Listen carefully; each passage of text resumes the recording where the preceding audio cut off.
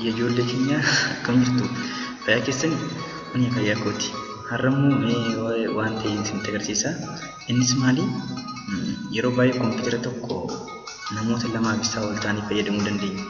Kana keessatti immoo daataa hin barbaachisne akka namni hin agarre akka namni biraan jalaatii daataa sana hin balleessine yoo barbaanne kompiitara mataa keenya keessa akkamittiin akka dhoksuu dandeenyu isinitti agarsiisa.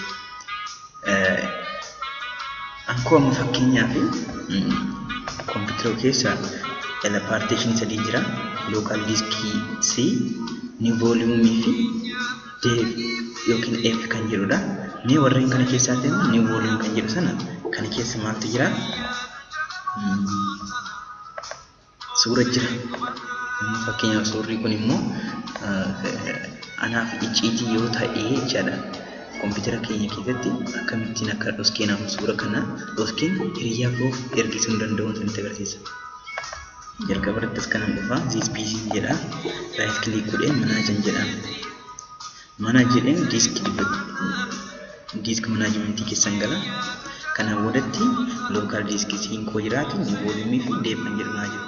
Kana boodatti ani hin barbaade new volume suura qotuun barbaade waan ta'eef kana change driver and later pass jedhu kanarratti remove kan godhan. Kana yesan jedha. Amma deebiin dhufanii ilaala hin jiru. Akkanatti amma akka barbaade kompiitara koo ilaalle suurri kun argamu jechaadha. Maaliif direct dhufee namni yeroo asas kun akkanatti partition gaa lama arga. Akka shakkiin tokko isin hin galle kan hin barbaadu akka iddeetti deebi'uu danda'u sun isinitti agarsiisa. This PC jenneerra right click irratti goona. No. Management. Disk management. Partition volume syncing noti. Right click irratti goona. Change driver and later pass. Okay. Already adding jedhan. Okay.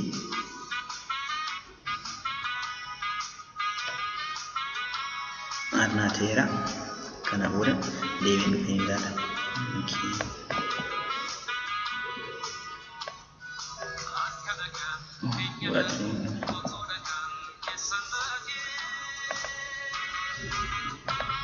Naa dhufee jira. Kanaafuu suura kun namni hin agarre jechaadha. Isinis haala kanaatiin fayyadamuu akka dandeessan isinitti hima. Waan hordoftaniif galatoomaa. Daawwatu Darajjeedha. Jijjigaa Yuunivarsiitii irraa.